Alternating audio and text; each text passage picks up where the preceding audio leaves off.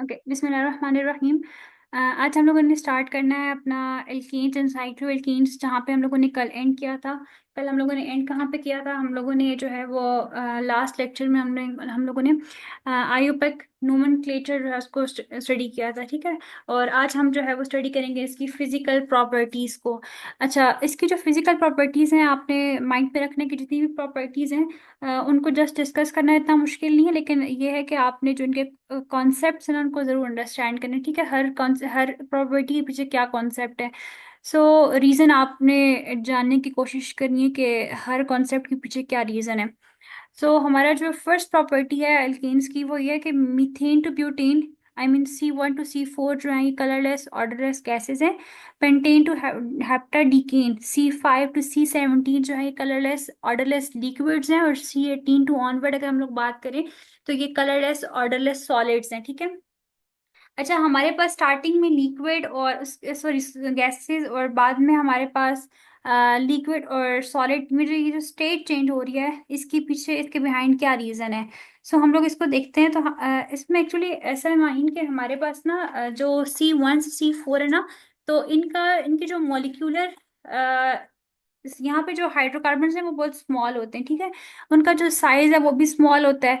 तो उनके अंदर जो वंडरवॉल फोर्सेस प्रेजेंट होती है ना, वो बहुत वीक वंडरवॉल फोर्सेस होती हैं, ठीक है। जिसकी वजह से क्या होता है कि as a result they remain gases under standard conditions में, वो गैसेस ही रहती है, क्योंकि बहुत लो एनर्जी हमें रिक्वायर्ड होती है उन इंटरमोलिकुलर फोर्सेस को ओवरकम करने के लिए, इसलिए वो जो है अपनी गैसियस स्टेट में ही रहते हैं। लेकिन जैसे ही हम लोग जो है वो आगे मूव करते हैं पेंटेन से हेप्टाडीकेन की तरफ, यानी कि जैसे जैसे हमारा कार्बन की चेन की जो लेंथ है वो इंक्रीज कर रही है, तो मॉलिक्यूलर साइज इंक्रीज करेगा। चेन की जो लेंथ है वो इंक्रीज कर रही है। जब चेन की जो लेंथ इंक्रीज करेगी तो एटम्स के दरम्यान जो इंटरमोलिकुलर फोर्सेस होगी ना, वो फोर्सेस हमारे पास स्ट्रॉन्गर होती जाएंगी, ठीक है। जैसे जैसे वो फोर्सेस स्ट्रॉन्ग होंगी तो हमारे पास क्या होगा कि हमें जो है ना वो फोर्सेस स्ट्रांग होने की वजह से ज़्यादा एनर्जी रिक्वायर्ड होगी उनके दरम्यान की जो बॉन्डिंग है, उनके दरम्यान जो फोर्सेस उनको ब्रेक करने के लिए। तो हमारे पास क्या होगा कि जब जैसे जैसे फोर्सेस स्ट्रांग होंगी ना, वो इसके करीब आएंगे और वो अपनी गैसियस स्टेट को लिक्विड स्टेट में कन्वर्ट कर देंगे। पहले वो करीब दूर दूर थे, उनका साइज स्मॉल था, अब जब साइज इंक्रीज हो रहा है तो वो इसके करीब करीब आ रहे हैं, ठीक है। जिसकी वजह से क्या होता है कि उनके इंटरमोलिकुलर फोर्स स्ट्रांग हो रही है और वो अपनी गैसियस स्टेट से लिक्विड स्टेट में आ गए हैं। इसी तरह से जो C18 टू ऑनवर्ड अगर हम लोग बात करें ना, तो उसमें क्या होता है कि वो कलरलेस ऑर्डरलेस सॉलिड्स होते हैं। अब इसकी क्या रीजन है कि देखें, वही बात है कि जब C18 से ऑनवर्ड इनका साइज बहुत लार्ज हो जाएगा, लार्ज साइज होने की वजह से क्या होगा, जो हमारी कार्बन की चेन की जो लेंथ है वो भी इंक्रीज कर रही है। अब लार्ज साइज होने की वजह से इनके दरम्यान जो वंडर वॉल फोर्सेस होंगी वो बहुत स्ट्रेंथन हो जाएंगी, ठीक है। वो बहुत स्ट्रॉन्ग फोर्सेस होंगी, जिसकी वजह से क्या होगा, वो जब करीब करीब एक दूसरे के आएंगे ना, क्लोज आएंगे एटम्स एक दूसरे के, तो उसकी वजह से वो अपनी स्टेट को लिक्विड से जो है वो सॉलिड में कन्वर्ट कर देगी। इसीलिए हम कहते हैं कि जो हमारे पास लोअर हाइड्रोकार्बन्स होते हैं ना, लोअर एल्केन्स जो होते हैं, वो हमारे पास गैसियस स्टेट में प्रेजेंट होते हैं। इसी तरह हमारे पास जो मिडल में प्रेजेंट होता है, यानी कि जो पेंटेन से हेप्टाडीकेन की तरफ अगर हम मूव करते हैं तो वो लिक्विड्स हैं, और इसी तरह C18 टू ऑनवर्ड सॉलिड्स है। ये प्रॉपर्टी आपको जो है वो हर जगह नजर आएगी। मीन्स कि जब आप एल्कीन्स में आप आएंगे तो आपको तब भी ये प्रॉपर्टी नजर आएगी। जब आप जो है वो एल्कीन्स की उसके बाद जो है जब आप उसकी बात करेंगे, एल्काइंस की बात करेंगे, तब भी आपको ये प्रॉपर्टी नजर आएगी कि आपके पास जो लोअर एल्कीन्स और एल्काइंस है वो गैसेस होती हैं, जो मिडल में होती हैं वो लिक्विड्स होती हैं, और जो हायर हाइड्रोकार्बन होते हैं वो सॉलिड्स होते हैं, ठीक है। तो आपको इसकी रीजन क्लियर होगी? Yes ma'am. ठीक है। अच्छा, अब उसके बाद देखिए हम मूव करते हैं नेक्स्ट की तरफ, ठीक है। नेक्स्ट हमारे पास जो फिजिकल प्रॉपर्टी है उसमें वो ये कहता है कि एल्केन्स आर नॉन पोलर और वीकली पोलर और insoluble in polar solvents. First of all तो आपने एक चीज देखनी कि जो एल्केन्स है ना, ये नॉन पोलर है। अब नॉन पोलर क्यों है? हम पोलर भी तो कह सकते थे। नहीं, हमारे पास एल्केन्स में क्या होता है, कार्बन और हाइड्रोजन का डायरेक्ट बॉन्ड होता है। कार्बन और हाइड्रोजन की अगर आप इलेक्ट्रोनेगेटिविटी देखें ना, तो कार्बन की 2.5 एंड हाइड्रोजन की 2.1 होती है। इन पे जो डिफरेंस होता है इलेक्ट्रोनेगेटिविटी का, जस्ट 0.4 होता है, जो कि बहुत लेस डिफरेंस है, बहुत लेसर डिफरेंस है। क्योंकि इनमें लेसर डिफरेंस होता है, इसी वजह से इनकी जो ये जो होता है ना, इनकी इलेक्ट्रोनेगेटिविटी डिफरेंस कम होने की वजह से ये नॉन पोलर होते हैं। फर्स्ट ऑफ ऑल तो आपने माइंड में एक बात बिठा लेनी कि एल्कीन्स जो है ये नॉन पोलर है। सेकेंडली वो ये कह रहा है और वीकली पोलर, अगर वो पोलर इनको हम कंसिडर करते भी हैं तो वो बहुत ही वीक पोलर होते हैं, ठीक है। और इनसॉल्युबल इन पोलर सॉल्वेंट्स, इनको हम लोग जो है ना ये इनसॉल्युबल होते हैं पोलर सॉल्वेंट्स में, यानी कि पोलर सॉल्वेंट्स जो है ये उनमें डिजोल्व नहीं हो सकते। अब पोलर सॉल्वेंट्स हमारे पास क्या हो सकते हैं, इनमें हमारे पास एक एग्जांपल जो है वो वाटर की है, ठीक है। वाटर जो है ये हमारे पास क्या है, पोलर सॉल्वेंट है। अब वही कह रहे हैं कि जो एल्कीन्स है ना ये हमारे पास पोलर सॉल्वेंट्स में डिजोल्व नहीं हो सकते। क्यों नहीं हो सकते, आपने एक प्रिंसिपल पढ़ा होगा 9th 10th में, लाइक डिजोल्व लाइक का, कि हमेशा जो सिमिलर चीज होती है ना वही एक दूसरे के अंदर डिजोल्व होती हैं। अब एल्कीन्स नॉन पोलर होते हैं, एल्कीन्स दिस मीन्स कि जो एल्कीन्स के अंदर वेंडरवॉल फोर्सेस होती है ना वो बहुत वीक होती हैं, ठीक है। बहुत वीक फोर्सेस प्रेजेंट होती हैं एल्कीन्स के अंदर। या डायपोल डायपोल डिस्पर्जन फोर्सेस होती हैं, ये बहुत वीक प्रेजेंट होती हैं। लेकिन अगर हम लोग बात करें पोलर सॉल्वेंट्स की, लाइक वाटर हो गया, वाटर में हमने क्या देखा, वाटर में जो है वो हमारे पास हाइड्रोजन बॉन्डिंग प्रेजेंट होती है। वाटर में हमारे पास जो है वो स्ट्रॉन्ग डायपोल डायपोल इंटरेक्शंस होते हैं। अब जो कि इनकी जो कंपैटिबिलिटी है वो नहीं मिल रही होती है, यानी एल्कीन्स बहुत वीक इंटरेक्टिव फोर्स होती हैं, जबकि जो हमारे पास लाइक वाटर वगैरह पोलर सॉल्वेंट्स होते हैं ये बहुत ज़्यादा स्ट्रॉन्ग फोर्सेस इनमें प्रेजेंट होती हैं। अब जबकि इनकी कंपैटिबिलिटी नहीं मिलती, जिसकी वजह से क्या होता है कि जो एल्कीन्स हैं ये पोलर सॉल्वेंट्स के अंदर डिसॉल्व नहीं हो सकते, सॉलेबल नहीं होते। इसीलिए हम कहते हैं कि alkenes are non polar and they are insoluble in polar solvents. अगर आप बात करें कि एल्कीन्स जो है वो नेक्स्ट पॉइंट में वो कह रहे हैं कि they are soluble in non polar solvent like benzene, ether, carbon tetrachloride. तो इसमें वो वही बात है कि लाइक डिसॉल्व लाइक वाली, कि एल्कीन्स आप देखिए नॉन पोलर सॉल्वेंट्स हो गए, उनके अंदर भी जो फोर्सेस हैं वो वीक ही होगी ना। तो जो वीक फोर्सेस होंगी उसकी वजह से क्या होगा कि जो एल्केन्स होंगे वो इजीली उनमें डिसॉल्व हो सकते हैं, उनमें मिक्स हो सकते हैं। रीजन की बात करें तो मैंने नीचे यही बताया कि alkanes are soluble in non polar solvents like benzene, ether and carbon tetrachloride. These solvents are also non-polar, so the weak van der Waals forces, I mean dispersion forces that alkenes exhibit are similar to the forces present in non-polar solvents. This compatibility allows alkenes to dissolve as the intermolecular forces between the alkene molecule and the solvent molecules are comparable in strength. इनकी जो forces comparable होती हैं, इसी वजह से जो alkanes होते हैं ये नॉन पोलर सॉल्वेंट्स के अंदर सॉलेबल होते हैं, ठीक है। और ये पोलर सॉल्वेंट्स के अंदर जो है ये इनसॉलेबल होते हैं। ये पॉइंट क्लियर हो गया आपको? Yes ma'am. ठीक है। अच्छा, मैं आपसे क्रॉस क्वेश्चंस भी करूंगी, इसलिए आपने इस लेक्चर को ना गौर से सुनना है। Okay ma'am.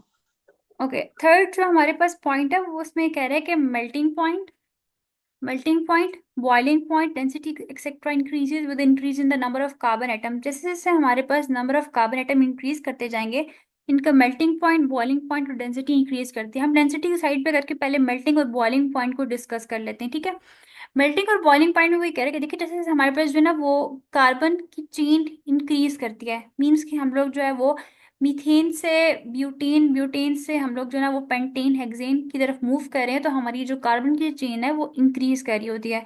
जब कार्बन की चेन इंक्रीज करिए ना तो इनका साइजेस भी क्या हो जाएंगे, लार्ज होते जाएंगे। साइज लार्ज होंगे तो मैंने पहले बताया कि इनके अंदर जो एल्केन्स में कौन सी फोर्सेस प्रेजेंट होती है, वंडरवॉल फोर्सेस प्रेजेंट होती है। वंडरवॉल फोर्सेस जो है वो स्ट्रांग होती जाएंगी।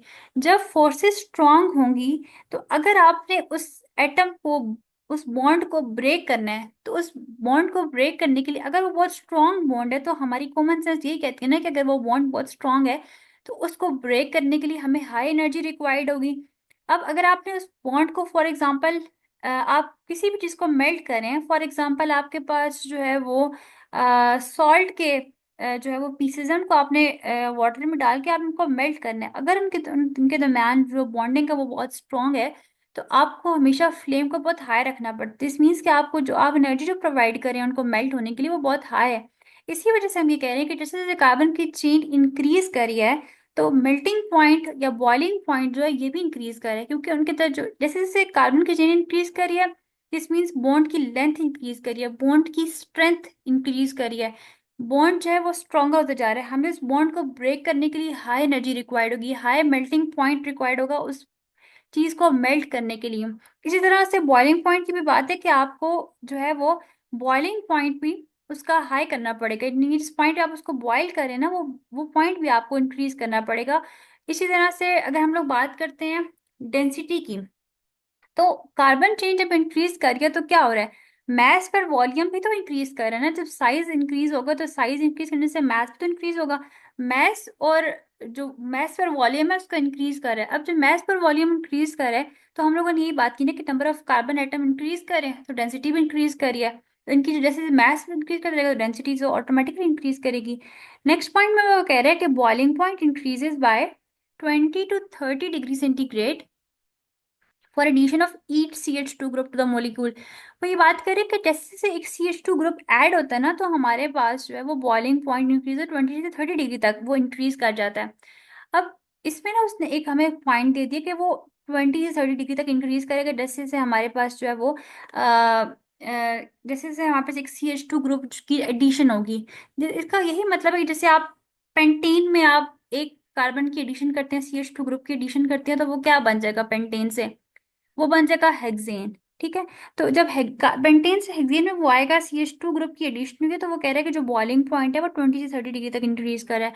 हमने यही देखा है कि बॉइलिंग पॉइंट जो है वो इंक्रीज कर रहा है, लेकिन आपने अब इस वैल्यू को याद रखने के 20, ये एक ने उसने आपको एक एवरेज वैल्यू बता दी है कि जब भी एक CH2 ग्रुप ऐड होगा तो आपके पास जो है वो 20 से 30 डिग्री तक जो है वो बॉइलिंग पॉइंट इंक्रीज करेगा।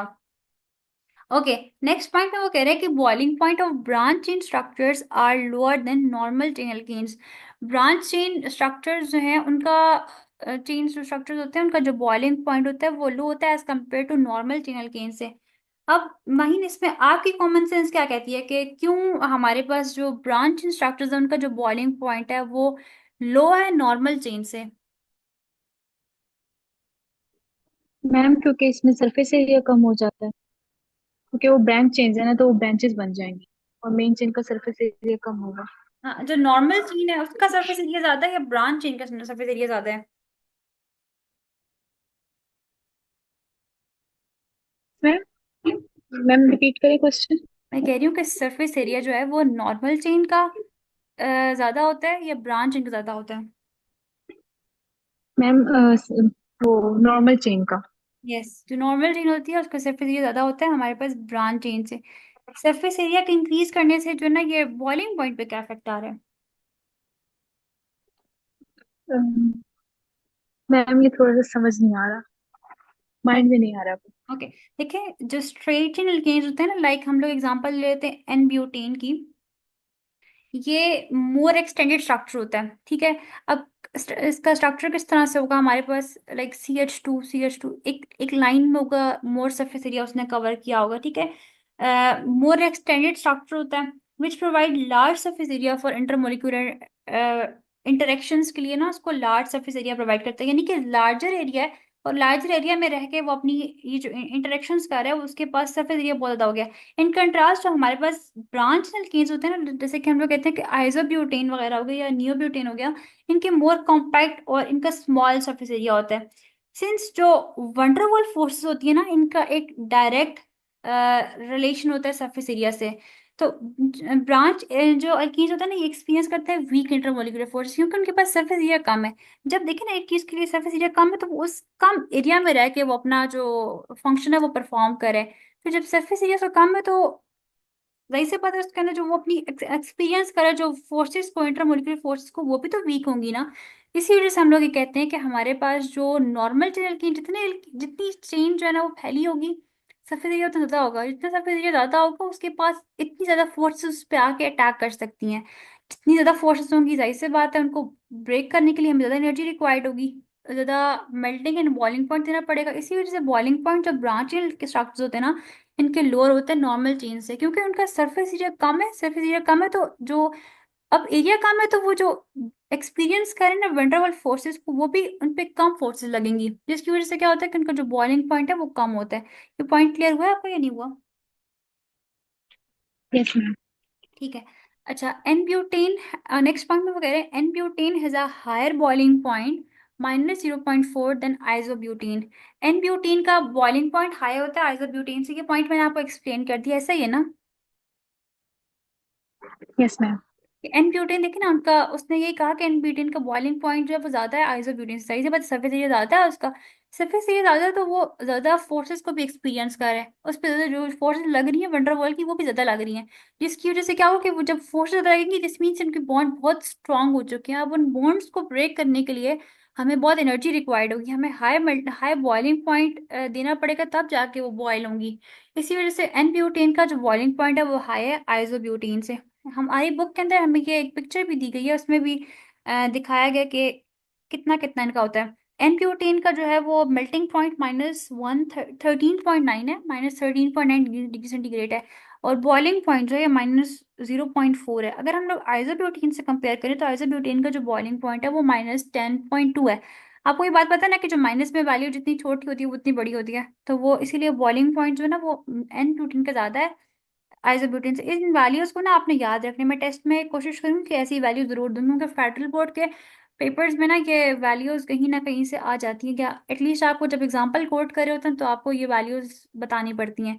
इसलिए वैल्यूज आपने कोशिश करनी है कि याद हो। आपके बुक में सिर्फ दो ही हैं, एक एक ब्यूटीन की एग्जाम्पल को डिस्कस किया गया और एक पेंटीन की एग्जाम्पल को डिस्कस किया गया है। ठीक है। Okay ma'am. तो मैम ये आइसोब्यूटेन का मेल्टिंग पॉइंट क्या है? आइसोब्यूटीन का जो मेल्टिंग पॉइंट है वो है -161। एक मिनट रुके, मुझे देखने दें बुक पे। बॉइलिंग पॉइंट हो गया, और अच्छा आपकी बुक पे नहीं लिखा हुआ ना?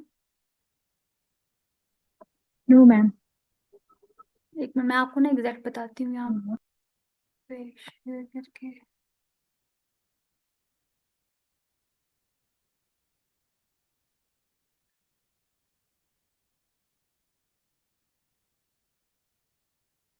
जो पीडीएफ नेशनल बुक फाउंडेशन ने प्रोवाइड किया हुआ इंटरनेट पे, वो आई थिंक न्यू बुक आई है, उसमें ये बात लिखी हुई थी।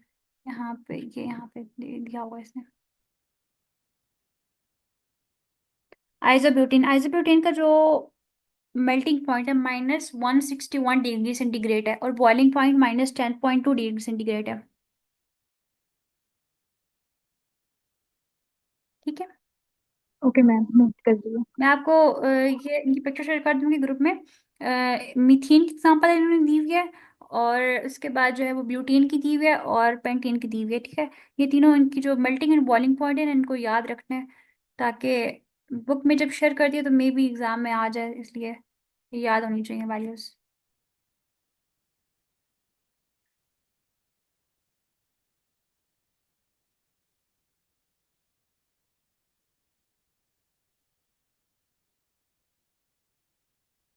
ओके, नेक्स्ट हमारे पास फिजिकल प्रॉपर्टी है एल्कीन्स की, कि solubility decreases with increase in mass.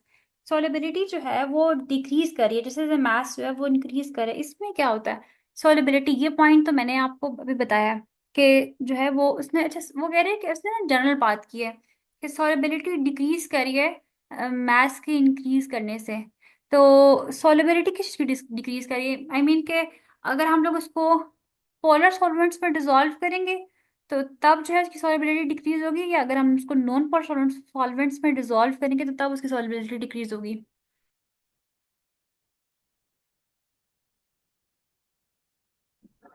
Ma'am polar में डिजोल्व करेंगे तब दिखेगी।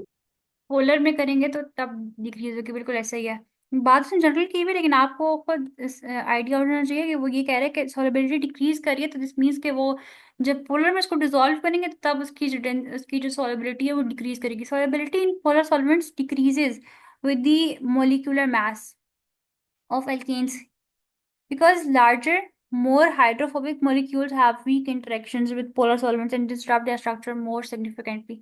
ये पॉइंट अभी हम डिस्कस कर चुके हैं। ओके, नेक्स्ट में वो बात कर रहा है रिलेटिव स्टेबिलिटी ऑफ एल्कीन्स। अच्छा, यहाँ पे वो कहता है कि branch alkenes are more stable than linear alkenes. Branch alkenes जो है कि ज्यादा स्टेबल है लीनियर से, ऐसा क्यों है? एग्जाम्पल भी उसने दी हुई है कि 2 methyl propane is more stable than N butane. N butane का स्ट्रक्चर सीधा होगा ना, 2 मिथाइल प्रोपेन में तो वो एक ब्रांच आ जाती है, तो ब्रांच एल्कीन्स मोर स्टेबल है लीनियर एल्कीन से, इसकी क्या रीजन है? इसकी रीजन ये है कि देखिए जब हमारे पास ना ब्रांचेस, किसी भी स्ट्रक्चर में ब्रांचेस होती है ना, तो वो लेस रिएक्टिव और मोर स्टेबल स्ट्रक्चर होता है, क्योंकि वहां पे ना स्टेरिक हिंड्रेंस के चांसेस बहुत कम होते हैं, वहां पे चांसेस बहुत कम होते हैं कि आसपास वाले ग्रुप आके उस पर अटैक कर सके, क्योंकि उसको जो ब्रांचेस होती है ना उसकी, उन्होंने उसको कवर किया होता है स्ट्रक्चर को, जिसकी वजह से वहां पे जो अटैक करना है ना किसी भी साइड ग्रुप का, वो बहुत डिफिकल्ट होता है उसके लिए अटैक करना। इसीलिए यहाँ पे जो स्टेरिक हिंड्रेंस है वो बहुत कम होगी ब्रांचेस की वजह से। इसीलिए हम कहते हैं कि जो ब्रांच अल्कीन्स है ये मोस्ट स्टेबल होते हैं लीनियर अल्कीन से। ठीक है, समझ आ गई इस पॉइंट की? Yes ma'am. मैम इसमें हम सरफेस एरिया का भी जिक्र कर सकते हैं ना, क्योंकि ब्रांचिंग की वजह से सरफेस एरिया डिक्रीज कर जाता है। सरफेस एरिया डिक्रीज कर देता है, बिल्कुल ऐसा ही है, एग्जैक्ट ऐसा ही है बिल्कुल। सरफेस एरिया कम होगा तो वहां पे रिएक्टिविटी के चांसेस, रिएक्ट करने के चांसेस जो है वो बहुत कम होंगे, और वो एक स्टेबल स्ट्रक्चर होगा।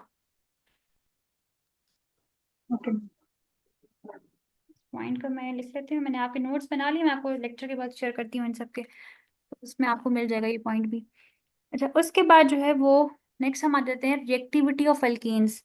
एल्कीन्स की रिएक्टिविटी, एल्कीन्स और paraffins are inert toward acid alkalis, oxidising and reducing under normal conditions. Alkenes की रिएक्टिविटी बहुत कम होती है, ऑलमोस्ट दे आर इनर्ट। अगर ये रिएक्ट करते भी है ना तो ये बहुत स्पेसिफिक कंडीशंस में रिएक्ट कर रहे होते हैं। आई मीन बहुत हाई टेम्परेचर और लाइट एनर्जी को डायरेक्टली एब्जॉर्ब करके ये जो है रिएक्शन अपने परफॉर्म करते हैं, वैसे जो ना ये इनर्ट होते हैं।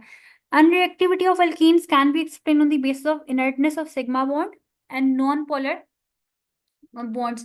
ये टू रीजंस है इसकी एल्कीन्स के अनरिएक्टिविटी की। अब हम लोग डिस्कस करते हैं इनर्टनेस ऑफ सिग्मा बॉन्ड का क्या मतलब है। यहाँ पर इनर्टनेस ऑफ सिग्मा बॉन्ड हमें ये डिस्क्राइब कर रहे हैं कि देखिए हमारे पास ना जो कार्बन और हाइड्रोजन प्रेजेंट है, ये हमारे पास कार्बन है, ठीक है, और हमारे पास जो हाइड्रोजन प्रेजेंट है, इनके दरम्यान जो बॉन्ड है वो हमारे पास कौन सा बॉन्ड है, सिग्मा बॉन्ड है, ठीक है। सिग्मा बॉन्ड कौन सा होता है, एक बहुत स्ट्रॉन्ग बॉन्ड होता है।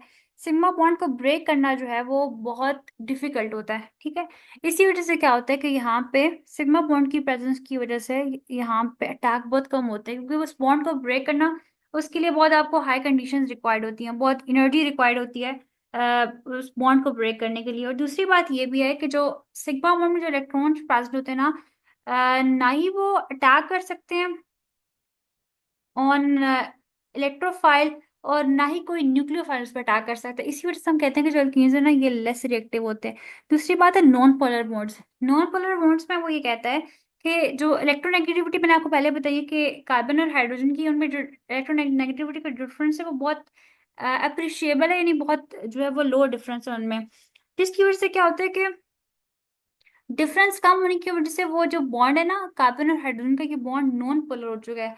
और जो नॉन पोलर बॉन्ड होते हैं उन पे ना एसिड, ना बेसिस, ना एल्कलीज, ना ऑक्सीडाइजिंग रिड्यूसिंग एजेंट, कोई भी उस पर अटैक नहीं करता। इसी वजह से जो है ना ये एल्कीन्स लेस रिएक्टिव होते हैं।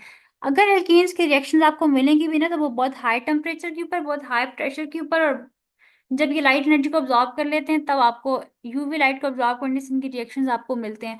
और वो जो रिएक्शंस होते हैं उनमें भी हमारे पास एक थर्मल कैटालिटिक रिएक्शन ये शो करते हैं, और एक जो है ये रेडिकल सब्स्टिट्यूशन रिएक्शन शो करते हैं। तो जैसे नॉर्मल कंडीशंस में जो है एल्केन्स नॉन रिएक्टिव होते हैं, ये रिएक्ट नहीं करते। आपको आपके कोर्स में भी एल्केन्स की जस्ट एक ही रिएक्शंस मिलेंगे, वो रेडिकल सब्स्टिट्यूशन रिएक्शंस होंगे। बाकी है जो आप एल्कीन्स और एल्काइंस में जाएंगे तो आपको वहाँ पे बहुत से रिएक्शंस नजर आएंगे, उनके मुकाबले में एल्कीन्स का कोई भी रिएक्शंस नहीं है। इसलिए एल्कीन्स को हम ये कहते हैं कि दे आर लेस रिएक्टिव। अच्छा, उसके बाद साइक्लोएल्कीन्स। मैंने आपसे एक बात पूछनी है माहिन कि जो आपके पास बुक है या आप लोग को जो पढ़ाया गया उसमें ये रिएक्टिविटी ऑफ एल्कीन्स के बाद कोई टॉपिक था एल्कीन्स में? मैम उसके बाद रेडिकल सब्स्टिट्यूशन रिएक्शन। अच्छा, उसके बाद रेडिकल एडिशन सब्स्टिट्यूशन रिएक्शंस थे। है इसमें। ठीक है, हम जो रेडिकल एडिशन सब्स्टिट्यूशन रिएक्शन है ना वो हम लोग कल डिस्कस करेंगे। आज जो है वो मैं आपको एल्कीन्स का ओवरव्यू देती हूँ, ठीक है। ठीक है। अच्छा, साइक्लो एल्कीन्स, हमारे पास एल्कीन्स से ही एक सिमिलर कैटेगरी होती है, उनको हम कहते हैं cycloalkenes. Cycloalkenes are saturated hydrocarbons with carbon atom arranged in a ring cyclic structure where each carbon atom form a single bond with other carbon atom and hydrogen atom। साइक्लोएल्कीन्स हमारे पास same similarly saturated hydrocarbons होते हैं, इनका जो find out करने का जो formula होता है दैट इज CnH2n होता है। CnH2n+2 एल्केन्स का होता है, और CnH2n जो है ये हमारे पास साइक्लो एल्केन्स का होता है, ठीक है। अच्छा, उसके बाद जो है इनमें भी कार्बन और हाइड्रोजन सिंगल बॉन्ड के थ्रू अटैच होते हैं, और उसके अलावा टेट्राहेड्रल स्ट्रक्चर होता है इनका भी। यहाँ पे आपको जितने भी स्ट्रक्चर्स मिलते हैं ना, हाँ, इनकी जो हाइब्रिडाइजेशन है वो भी sp3 होती है। और इनका जो है वो एक और बात, हाँ, इनका जो फॉर्मूला होता है दैट इज CnH2n होता है। यहाँ पे आपको सब साइक्लिक स्ट्रक्चर्स मिलते हैं। साइक्लिक स्ट्रक्चर जो होते हैं ना उनका, आपने हमने कल भी एक पॉइंट डिस्कस किया था कि इनमें जो हाइड्रोजन्स होते हैं ना, वो एल्कीन्स से अगर हम रिलेट करें तो कितने हाइड्रोजन्स कम होते हैं? मैम इसको हाइड्रोजन। 2 hydrogen, yes. जैसे कि हमारे पास अब ये जो फर्स्ट स्ट्रक्चर है, ये किस चीज का स्ट्रक्चर बना हुआ है, इसका नेम क्या है? मैम ये साइक्लोप्रोपेन। साइक्लोप्रोपेन। साइक्लोप्रोपेन में अगर आप काउंट करें आपके जो नंबर ऑफ हाइड्रोजन हैं, तो वो आपको प्रोपेन के कंपैरेटिवली आपको 2 जो है वो लेस मिलेंगे, ठीक है। इसी तरह साइक्लोब्यूटीन नेक्स्ट स्ट्रक्चर है हमारे पास। और नेक्स्ट क्या है इसका इसका नेम क्या है? 1 2 3 4 5 6 साइक्लोहेक्सेन। और नेक्स्ट जो है वो साइक्लोपेंटेन का स्ट्रक्चर बना हुआ है। तो इसमें क्या होता है, हमारे साइक्लिक स्ट्रक्चर्स मिलते हैं। अगर हम डिस्कस करें इनके नोमेनक्लेचर को,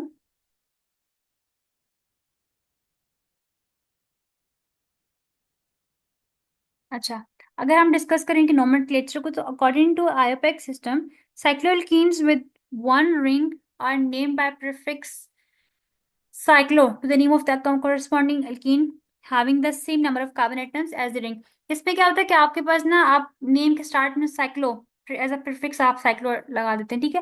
लाइक साइक्लोप्रोपेन हो गया, साइक्लोब्यूटेन हो गया, साइक्लो जो है वो पेंटीन हो गया, इस तरह से। सेकंड में वो कह रहे हैं कि the substituents are numbered in such a way that the sum of numbers is kept minimum. For example, if the alicyclic hydrocarbon is unsaturated, this means के वो एल्कीन्स है या अल्काइंस है, then rules apply to alkenes for double bond और alkynes for triple bond are use. Like जैसे हमें ये दिया हुआ एग्जांपल, फॉर एग्जांपल वो कह रहा है कि अब यहाँ पे देखें, इसके ऊपर साइक्लोप्रोपीन पे एक ग्रुप अटैच है दैट इज मिथाइल ग्रुप। तो हम इसको नेमिंग कैसे करेंगे? Methyl cyclopropene. आपने जो सब्सटेंट का नेम वो पहले बताना है, ठीक है। नेक्स्ट एग्जांपल में देखें, यहाँ पर आपके पास क्या है? यहाँ पे वो आपको कह रहे हैं कि आपके पास साइक्लोब्यूटीन है मेन स्ट्रक्चर, और इसके साथ आपको सब्सटेंट अटैच नजर आ रहे हैं मिथाइल ग्रुप से, ठीक है। सो आपने क्या करना है कि इसको ऐसे नंबरिंग करनी है कि ग्रुप्स के सब्सटेंट्स को ना मिनिमम नंबर मिले, ठीक है, इनका सम है वो मिनिमम आना चाहिए। तो 1 2, इसको आप जो है वो 1 कह रहे हैं, और नेक्स्ट को आप जो है वो 2 कह रहे हैं, ठीक है। तो हमारे पास क्या होगा कि ये क्या हो जाएगा, 1 2 डाई मिथाइल साइक्लोब्यूटेन हो जाएगा, ठीक है। और उसके बाद जो है वो थर्ड पे हम आते हैं, तो ये हमारे पास वैसे स्ट्रक्चर पेरेंट चेन में देखा जाए क्या है, तो 1 2 3 4 5 6 मीन साइक्लोहेक्सेन हो जाएगा। और 1 पोजिशन के ऊपर, 2 एंड 3 पोजिशन के 1 एंड 3 पोजिशन के ऊपर हमारे पास मिथाइल अटैच है, तो हम कहते हैं कि 1 3 dimethyl cyclohexane. Multiple bonds are given the lowest possible number. आपने मल्टीपल बॉन्ड्स को लोएस्ट नंबर देना होता है, यानी कि इनका सम जो है ना वो कम से कम आए। जैसे कि देखिए यहाँ पे साइक्लोपेंटीन, अब हम इसको यहाँ पे इसको हम 1 दे देते हैं, और 1 को हम लिखते नहीं होते, ठीक है, अगर सिर्फ 1 आ जाए तो हम लोग इसीलिए इसको साइक्लोपेंटीन जस्ट कहा गया। इसी तरह से पेंटीन कहा गया, सॉरी पेंटीन है ये, ठीक है, यहाँ पे पेंटीन हो गया ये। ओके, उसके बाद जो है वो हमारे पास हेक्सीन का स्ट्रक्चर है, और आपको 2 पोजिशन की डबल बॉन्ड मिल रहे, तो आपने क्या करना है, हेक्सा डाई हो जाएगा, यानी डाई जो है आपने इस पोजीशन पे लगाई क्योंकि आपके पास 2 ईन्स है, 2 एल्कीन के 2 डबल बॉन्ड प्रेजेंट है, ठीक है, इसलिए। और किन पोजीशन पे प्रेजेंट है, जैसे कि आप नंबरिंग करनी है इसको यहाँ से, अगर हम यहाँ से करते हैं 1, फिर इस पॉइंट पे 2, इस पॉइंट पे 1 2 3 4, नहीं, यहाँ से क्या, 1 2 3 एंड 4, टाइमिंग 32 हो चुकी है, अच्छा। सो यहाँ पे देखें साइक्लो 1 4 हेक्साडाइन दिया गया कि यहाँ से नंबरिंग की गई 1 2 3 और 4 इस तरह से। और उसके बाद यहाँ पे देखा जाए तो यहाँ पे भी हमारे पास 1 2 और 3 पेंटाडाइन। अच्छा, इस स्ट्रक्चर में मुझे लगता है कि हम इसको नेम जो है वो साइक्लो 1 3 1 2 3 1 3 हेक्साडाइन भी दे सकते हैं। आपको ऐसा लगता है कि इसको हम लोग 1 3 भी कह सकते हैं, 1 3 हेक्साडाइन? मैम हमने डबल बॉन्ड जो है वो किसी एक कार्बन पोजीशन इंडिकेट कर रही है, तो डबल बॉन्ड दो कार्बन से बनी है। डबल बॉन्ड 2 पे है ना, लेकिन हम इसको अगर हम नंबरिंग किस तरह से करें, यानी ये 1 है हमारे पास, ठीक है, ये 2 हो जाए, और ये 3 आ जाएगा तो 1 3 हो जाएगा। ऐसा। लेकिन मैं आपको एक बात बताती हूँ, इसमें ऐसा क्यों इन्होंने किया हुआ है। देखिए हम लोगों ने नंबरिंग जो करते होते हैं ना, हम इस तरह से करते हैं कि हम पूरे डबल बॉन्ड को कवर करते हैं। वन पोजीशन अगर ये ना, आपको स्क्रीन शेयर हो रही है मेरी ना। हाँ। ओके देखिए, अगर अगर ये पॉइंट 1 है ना, तो आपने इसको 2 कहना है, आप 2 इसको नहीं कह सकते। आपने इस डबल बॉन्ड को कंप्लीट कवर करना है। 1 2 ये होगा हमेशा, 3 और 4 इसने नेम ठीक दिया है, 1 2 3 और 4 होगा, वन साइक्लो 1 4 हेक्साडाइन। और यहाँ पे अगर देखें तो यहाँ पे हमारे पास क्या है कि 1, फिर इसने इसी डबल बॉन्ड से क्रॉस करते हुआ है 2 और 3। इस तरह 3 पोजिशन की वजह से 1 3 पेंटाडाइन कहा है इसको। समझ आ गया बात आपको? मैम जी। साइक्लो 1 3 पेंटाडाइन है, तो ये 1 4 पेंटाडाइन है, तो तुम्हें फुल बॉडी को कवर करना है ना। नहीं, आप इस वाले की बात कर रही हो, इस वाले की, थर्ड वाले। जहाँ पे लिखा हुआ है साइक्लो 1 3 पेंटाडाइन, आप इसको कह रही हो कि इसको 1 4 होना चाहिए था। Yes ma'am. देखो मैं बताती हूँ, फर्स्ट पोजीशन आपकी ये वाली है 1, ठीक है, ये फर्स्ट पोजीशन है। फिर ये नीचे आपका आ जाता है 2, ये आ जाएगा 3। जहां से डबल पॉइंट स्टार्ट होता है नंबर हम वहां से देते हैं। 4 यहाँ पे बनता है, लेकिन नंबर आपने यहाँ पे करना है। देखिए 1, इसका भी डबल बॉन्ड के स्टार्ट को हमने नंबर दिया 1। फिर ये 2, क्योंकि हमने इसलिए 2 दिया है, हम यहाँ से यहाँ पे नहीं आ सकते क्योंकि हमें डबल बॉन्ड को कम्प्लीटली कवर करना है। 1 और 2 ये पोजिशन है। फिर 3 पोजिशन हमारे पास जब वो आके ये बनेगी, अब चूंकि डबल बॉन्ड ऐसे स्टार्ट हो रहा है 3 पोजिशन से, इसलिए हम लोगों ने इसको 3 कह दिया है। साइक्लो 1 3 पेंटाडाइन। ओके मैम, ठीक समझ आ गया? है। Yes ma'am. ठीक है। अच्छा, इसके बाद हमारे पास जो है नेक्स्ट में फिजिकल प्रॉपर्टीज और रिएक्टिविटीज को हम कल डिस्कस करेंगे, क्योंकि टाइम हमारे पास जो है वो 6 मिनट्स रह गए। मैं आपको आपका जो होमवर्क है ना, मैं चाहती हूँ कि उसको आपसे डिस्कस करूँ।